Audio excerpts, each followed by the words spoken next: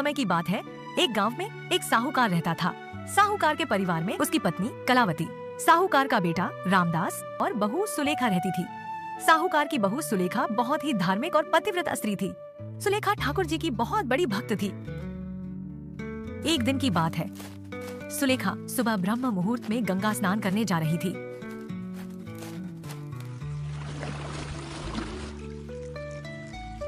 सुलेखा गंगा में स्नान कर ही रही होती है कि तभी उसे लगा कि वहाँ कोई आ रहा है।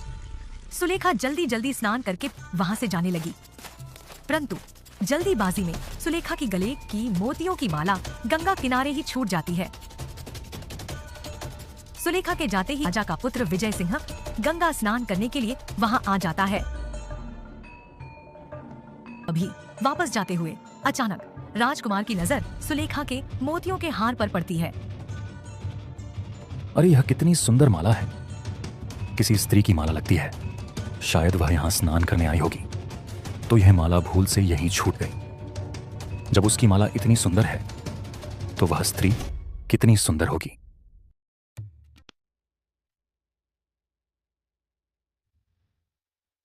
राजकुमार, आप इतने समय से इस माला को देखे ही जा रहे हैं। ऐसा क्या खास है इस माला में? मैं यह सोच रहा हूं, यह माला किस स्त्री की होगी और मैं उसे कैसे मिलूं? मंत्री जी, आप नगर में घोषणा करा दो कि यह माला जिस स्त्री की है वह मुझसे यह माला आकर ले जाए। तब राजा के बेटे के आदेश पर पूरे नगर में घोषणा कर दी गई। सुनो सुनो, राजकुमार को गंगा के किनारे एक बहुत ही सुंदर मोतियों की माला मिली है। वह माला जिस किसी की हो वह राजकुमार से मिले और अपनी माला उनसे ले जाए। स्वामी, राजा के बेटे को जो माला मिली है वह मेरी माला है। कल जब मैं स्नान करने गई थी तो मुझसे गलती से गंगा किनारे वह छूट गई। कोई बात नहीं, मैं राजा के पुत्र के पास जाऊंगा और उनसे तुम्हारी माला लेकर आऊंगा। तब सुलेखा का पति राजा के पुत्र के पास जाता है। महाराज, आपको जो गंगा किनारे मोतियों की माला मिली है वह मेरी पत्नी की है। कृपा आप वह माला मुझे दे दीजिए। अच्छा, तो वह सुंदर स्त्री तुम्हारी पत्नी है। यदि तुम्हें यह माला चाहिए तो अपनी पत्नी से कहो कि वह 3 रातें मुझसे वहीं मिलने आए जहां मुझे उसकी माला मिली है। महाराज, आप यह क्या कह रहे हो? वह एक पतिव्रता स्त्री है। यदि तुमने मेरी आज्ञा नहीं मानी तो मैं तुम्हारे पूरे परिवार को मृत्यु दंड दूंगा। सुलेखा का पति राजा के पुत्र की बातों का विरोध नहीं कर सकता था, इसलिए वह निराश होकर अपने घर जाने लगा। स्वामी, आप मेरी माला ले आए राजा के बेटे से? नहीं, उसने माला नहीं दी। उसने कहा है यदि तुम्हें माला चाहिए तो तुमको उससे मिलने 3 रातें जाना होगा। यदि तुमने ऐसा नहीं किया तो वह पूरे परिवार को मृत्यु दंड दे देगा। स्वामी, आप जाकर राजा के पुत्र से कहना कि मैं उससे मिलने 3 रातें आऊंगी, परंतु मैं वहां गई थी। इस बात का साक्षी भी कोई होना चाहिए। महाराज, मेरी पत्नी आपसे मिलने 3 रातें आएगी, परंतु उसने कहा है वह आपसे मिलने आई थी। इस बात का कोई साक्षी वहां बैठा देना। मुझे उसकी बात स्वीकार है। रात्रि होने पर राजा का बेटा गंगा किनारे पहुंच गया।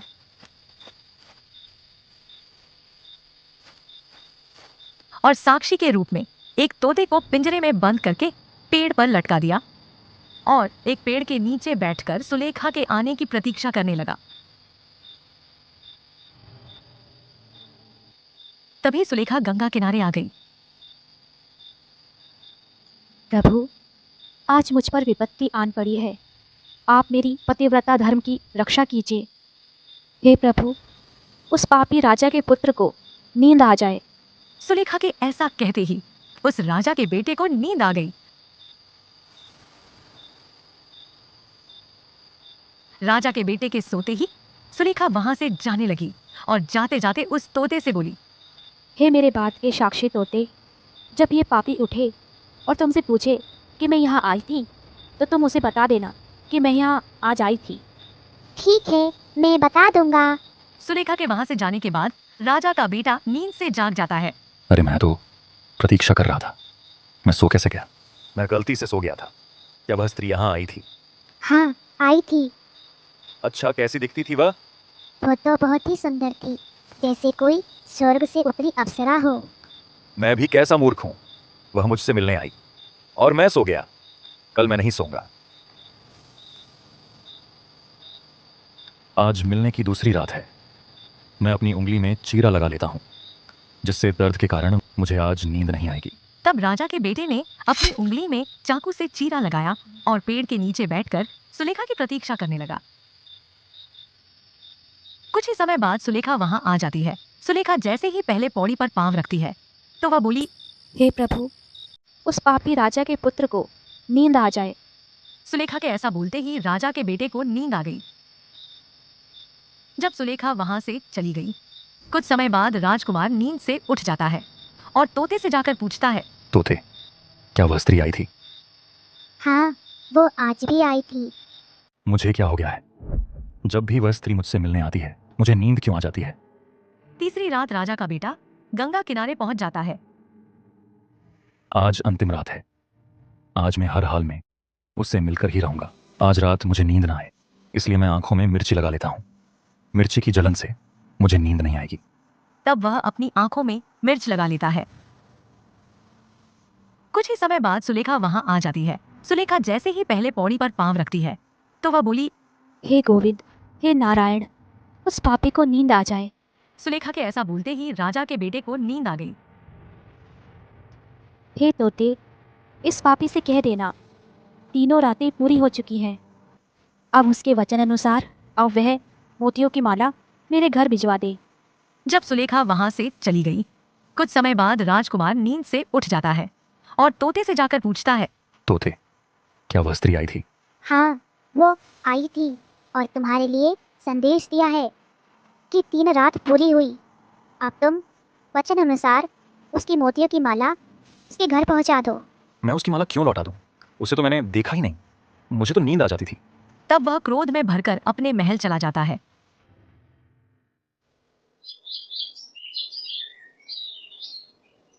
कुछ समय बाद राजकुमार को पूरे शरीर पर कोढ़ हो जाता है। उसकी हालत दिन पे दिन बिगड़ने लगती है। वेदों के उपचार से भी वह ठीक नहीं हो रहा था। राजा को अपने इकलौते पुत्र की यह दशा देखी नहीं जा रही थी। तब राजा ने अपने राज्य के सबसे विद्वान पंडित को बुलवाया। पुरोहित जी, मेरे पुत्र की हालत दिन प्रतिदिन बिगड़ते ही जा रही है।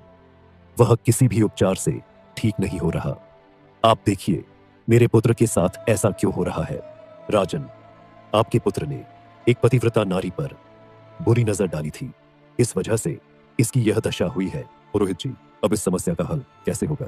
यदि आपका पुत्र उसे स्त्री से क्षमा मांगे, उसे अपने धर्म की बहन बनाए और उस स्त्री के स्नान किए हुए जल से स्नान करे, तभी यह ठीक हो सकता है।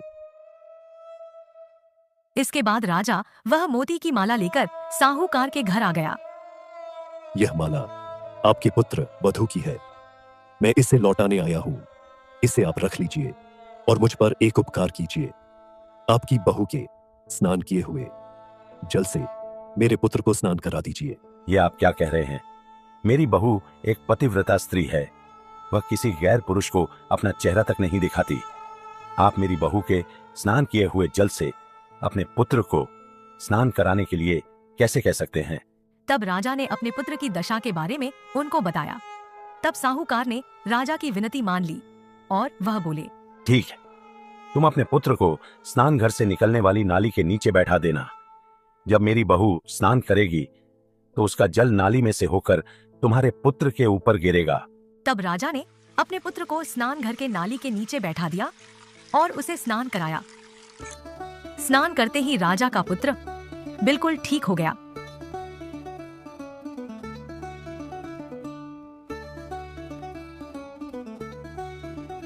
हे देवी, मुझे क्षमा कर दो। आज से तुम मेरी बहन हो और मैं तुम्हारा भाई। आज के बाद मैं किसी भी स्त्री पर बुरी नजर नहीं डालूंगा।